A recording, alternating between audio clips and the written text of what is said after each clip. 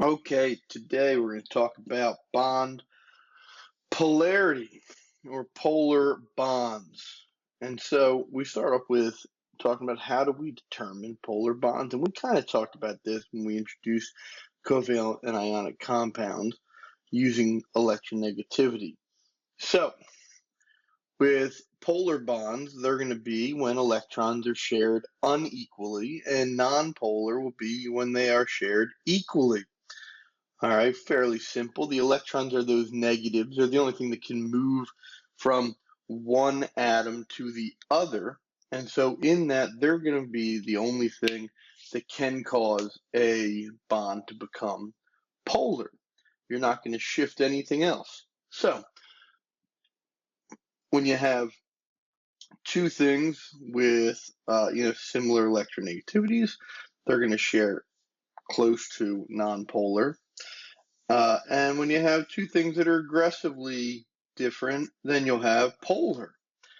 And so we look at it and we're going to say that, well, there is a characteristic of atoms to have an attraction for electrons within that molecule, which we call electronegativity, right? Or the ability of an atom and a molecule to attract electrons towards itself. Okay, and so what's going to happen is, and you can see in this diagram, two things are the same and they have a similar electronegativity or the same electronegativity. They're going to pull on those electrons the same and therefore share them equally. But when you have things that are drastically different, they're going to share them unequally, which comes back to Coulomb's law, where we talk about the force that it holds those outer electrons in, or the force it's going to pull with. The higher those charge differences, the more attraction there is, and the higher the electronegativity is, because in general, the smaller those atoms are. It all kind of ties in with each other. And so we look at our electronegativity values here on the chart. And with that, we can predict how that bond will be by the differences in it. So if we were to look at something simple like a carbon monoxide, okay, a carbon-oxygen bond, we could say, well, what's the difference? Well, 2.5 and 3.5, the difference is 1. And then we go back to the chart that we looked at the very beginning of our venture into bonding. And we'll see this right here where, depending on the electronegativity difference, we get different types of bonds. So a 0 to a 0.4 difference is going to be nonpolar. The electrons are shared equally, and we can see that down here with this electron density diagram where we can see those electrons are shared equally. Then, as you get a little bit higher difference, 0.5 to 1.8, I like to say 1.9, all right, the polar covalent bonds suddenly begin to be seen, where those electrons are shared unequally, where the higher electronegativity is pulling the electrons towards itself, and the lower electronegativity then is left with less electrons. So in the electron density diagram, you can see the electrons are being pulled toward the higher electronegativity. And because of that, it takes on a slightly negative charge. And if it takes on a slightly negative charge because the electrons are just there more often, the other side is going to become slightly positive. Now, I like to call these slightly negative and slightly positive, but in fact, this little symbol here is a lowercase delta.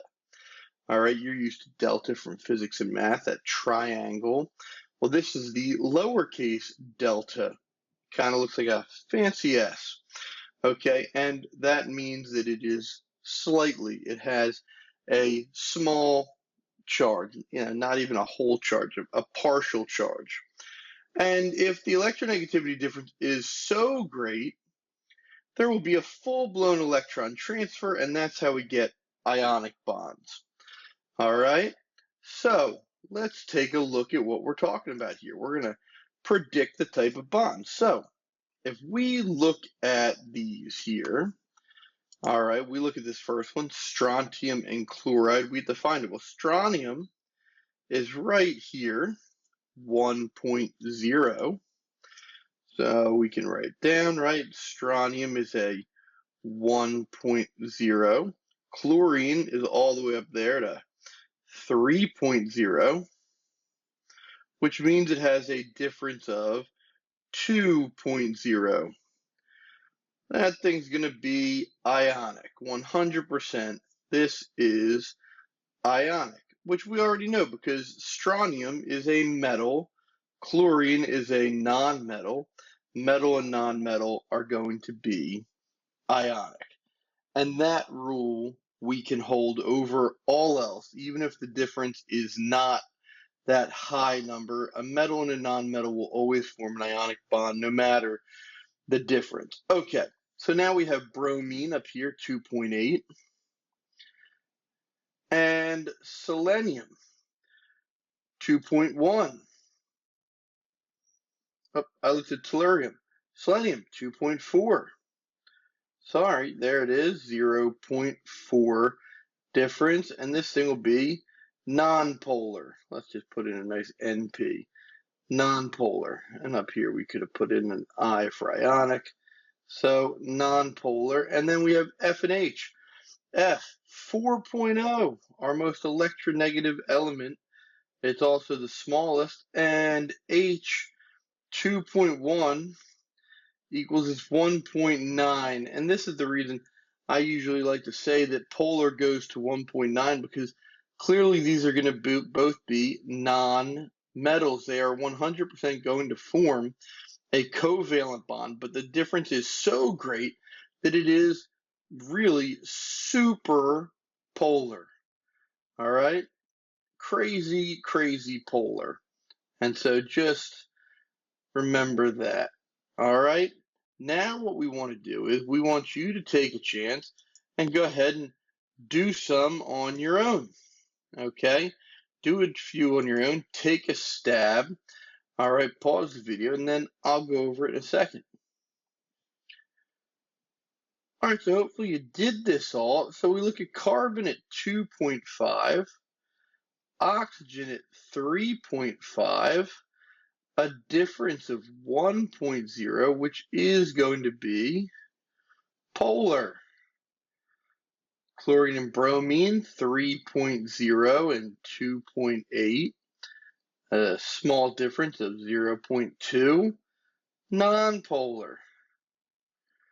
And rubidium and nitrogen, rubidium over here being a metal, nitrogen over here being a non-metal, also a huge difference, right? 0.8 to 3 being a 2.2 difference.